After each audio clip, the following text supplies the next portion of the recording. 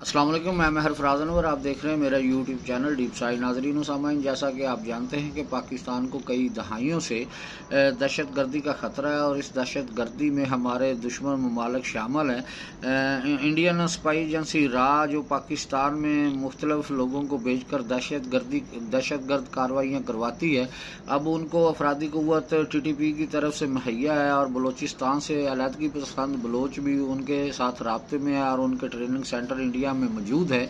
अभी हमें 16 मार्च को एक भरूसे भरी जीप बीर अली के मुकाम पर पाकिस्तानी फौजी चौकी के साथ टकराई गई थी, जिसमें हमारे 7 फौजी अफसरान और जवान शहीद हुए थे, जिनमें एक लेफ्टिनेंट कर्नल और एक कैप्टन थे और बाकी फौजी जवान थे और 7 हमारी शहादतें हुई थी। अभी उसको गुजरे हुए 3 दिन भी नहीं हुए और आज ग्वादर कम्प्लेक्स पर बलोचिस्तान की अलहदगी पसंद जमात कालादम अलहदगी पसंद जमात BL ने हमला किया और उनके 8 दहशत गर्दों ने कम्प्लेक्स पर हमला किया, जिसमें हमारी सिक्योरिटी फोर्सेस ने बहादुरी दिखाते हुए और 8 के 8 दहशत गर्दों को मौका पर हलाक कर दिया और उनको जहन्नुम वासल किया और अभी भी सर्च ऑपरेशन जारी है। अब देखने वाली बात यह है कि हमारे वज़ीर आज़म साहब ने तो ऐलान किया है कि कोई भी मुल्क इसमें मुलव्वस है तो उसको करार वाक़ई सज़ा दी जाएगी और पाकिस्तान इसका रिटेलिएट करेगा। लेकिन अगर यही काम इंडिया में हुआ होता तो अभी तक उनके मुख्तलिफ चैनल जो हैं कि वो शोर उठाए हुए होते और पाकिस्तान को मुर्दे इल्ज़ाम ठहरा देते। लेकिन हमें अच्छी तरह से मालूम है कि इंडिया हमारा दुश्मन है और वो पाकिस्तान में दहशत गर्दाना कार्रवाइयाँ करवाता है और कोई भी ऐसा मौका हाथ से नहीं जाने देता जिसमें पाकिस्तान का मुआशी या दफाई नुकसान होता हो और इंडिया उसमें मौजूद ना हो। लेकिन हम खामोशी से तमाशा देख रहे हैं और उसके साथ दोस्ती की पींगे बढ़ाने की बातें कर रहे हैं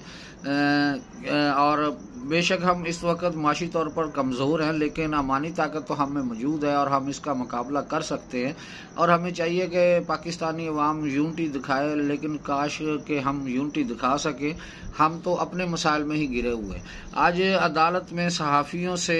बातचीत करते हुए बानी PTI जनाब इमरान खान साहब ने सुप्रीम कोर्ट से इस्तदा की है कि वो एक जुडिशल कमीशन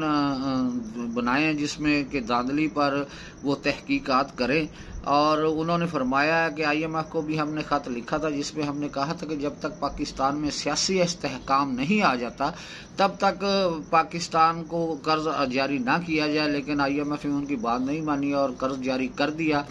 अब इमरान खान साहब की अपनी मंतक है, वो फरमाते हैं कि मैं 6 महीने के बाद जेल से बाहर आ जाऊंगा और ये हुकूमत 6 महीने तक नहीं सर्वाइव कर सकेगी। यानी उनका माइंड है कि वो 6 महीने के बाद जब पाकिस्तान की जेल से बाहर आते हैं तो वो बाहर आकर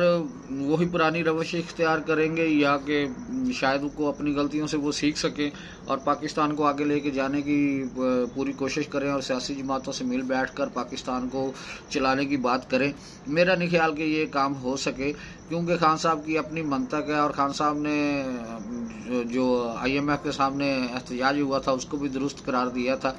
और अभी भी 30 मार्च की उन्होंने एप्लीकेशन दी हुई है असद कैसर साहब ने कि वो चाहते हैं कि इस्लामाबाद में धांधली के खिलाफ वो अपना एक जलसा करे और उसको इस सिलसिलाकार को मज़ीद इलाकों तक बढ़ाएं, पंजाब में लेके आएँ, क्योंकि वो समझते हैं कि जो धांधली हुई है वो पंजाब में हुई है और इस्लामाबाद में हुई है, बाकी सूबों में कहीं वो उन्होंने मेंशन नहीं किया। सुप्रीम कोर्ट में भी उन्होंने रिट यही की है जो कि पंजाब और वफाक के सिलसिला में है। उनकी अपनी एक सोच है और वो पाकिस्तान में कहते हैं कि वो अकेले ही दयानतदार हैं और वही मुल्क को बचा सकते हैं और वही चला सकते हैं। उन्होंने फरमाया है कि अगर हमारी हुकूमत होती तो हम 5 लाख पाकिस्तानियों से कहते कि वो पाकिस्तान में अपना पैसा लेके आएँ। पहले भी खान साहब ने पाकिस्तानी जो हमारे ओवरसीज़ भाई हैं उनसे कहा था पाकिस्तान में अपनी पेमेंट है जो डॉलर्स हैं वो बैंकों में रखें, तो उस पर खान साहब ने उनको शरह सूद जो है 8% रखी थी और मुख्तलिफ लोगों ने पाकिस्तानियों ने उस पर एक बिज़नेस बनाकर उसको पैसे कमाए और पैसे उठाकर अपना बेनिफिट लेकर वो वापस चले गए। क्योंकि हम चाइना और UAE और सऊदी अरेबिया से अगर लोन लेते हैं तो उसको हम शरह सूद 4% के हिसाब से देते हैं, लेकिन हमने अपने ही पाकिस्तानी भाइयों को 8% पर शरह सूद पर उनके डॉलर रखवाए और उन्होंने पैसे रखे और उठवा कर वो गए। अब मसला ये है कि पाकिस्तानी खुद ही पाकिस्तान को आगे ले जाने के लिए तैयार नहीं है, तो दूसरा मुल्क क्या करेगा। उधर सुप्रीम कोर्ट में मुज़ाहर अकबर नकवी साहब के ख़िलाफ़ जो केस हुआ था, उनको मिसकंडक्ट पर उनको बरतरफ कर दिया गया था और सदर साहब को भेजा था उनका बरतरफी का केस। तो जनाब जस्टिस मुज़ाहर अकबर नकवी साहब एक तो अब जस्टिस नहीं रहे, और जो उन्होंने नवाज शरीफ साहब को सादिक और अमीन नहीं ठहराया था और इमरान खान साहब को सादिक और अमीन ठहराया था, वो सादिक और अमीन ठहराने और ना ठहराने की बात तो एक साइड पर रह गई है। वो खुद सादिक और अमीन नहीं रहे और उनको बरतरफ कर दिया गया और अब उनके नाम के साथ जस्टिस नहीं लगेगा, बल्कि हो सकता है कि आने वाले दिनों में उनके खिलाफ कोई नैब में भी जाए। उधर आज जनाब खबरें काफ़ी हैं। अपने अमरीकी नायब वज़ीर ख़ारजा जनाब डोनाल्ड लू साहब आज कांग्रेस की कमेटी के सामने पेश हुए हैं और उन्होंने इमरान खान साहब को, जो उन्होंने साजिश का बयानिया अमेरिका के ख़िलाफ़ बनाया था साइफर वाले केस पे, उन्होंने उसको सरासर झूठ करार दिया और इमरान खान साहब को झूठा कहा और उन्होंने कहा है कि इस बात की गवाही तो उस वक्त पाकिस्तानी सफ़ीर जनाब असद मजीद साहब ने भी दी थी कि इमरान खान साहब झूठ बोल रहे हैं। लेकिन साथ साथ ही उन्होंने कहा है कि पाकिस्तान में जो इलेक्शन हुए उसमें इंटरनेट बंद था और पाकिस्तानी अवाम पे काफ़ी मुश्किलात थी और लोगों को बाहर नहीं निकलने दिया गया। और लेकिन सबसे जो उन्होंने कहा कि अच्छी बात देखने में आई है कि पाकिस्तान में 6 करोड़ लोगों ने वोट कास्ट किया और उन 6 करोड़ लोगों में 2 करोड़ के करीब ख़वातीन थी और ये बड़ी खुशाइंद बात है। पहले अमेरिका, आपको पता है कि वज़ीर आला पंजाब बनने पे मरियम नवाज़ को भी एक अच्छा इक़दाम करार दे चुका है। उधर अमरीकी नायब तर्जुमान जो हैं मदाम पटेल साहब, उन्होंने भी कहा है कि अमेरिका जो है कि वो पाकिस्तान में अदालतों में चलते हुए केसेस पर कोई तबसरा नहीं करता और ना ही कि पाकिस्तान के अंदर या किसी और मुल्क के अंदरूनी मामलात में दखल अंदाजी करता है। डोनाल्ड लू साहब ने भी सारे घरों को राज़ी कर लिया है। उन्होंने पाकिस्तान एक बेहतरी की तरफ गामज़न है और उसकी शरह नमू में भी मुस्बत पहलू नज़र आ रहे हैं। गो के उन्होंने पीटीआई को भी रख लिया और शहबाज शरीफ साहब को भी रख लिया और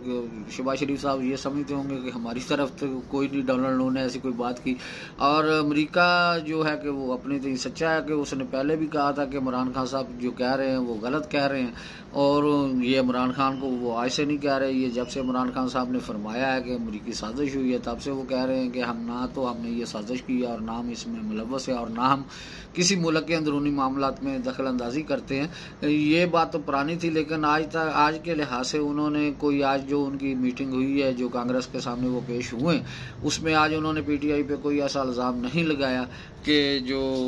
वो अपना उन पर ऐसी कोई बात की जा सके।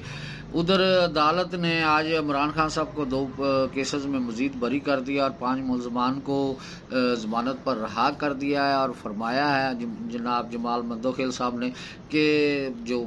हुकूमत के जो वकील थे उनसे पूछा गया है कि आप बताएं कि पाकिस्तान में कैसे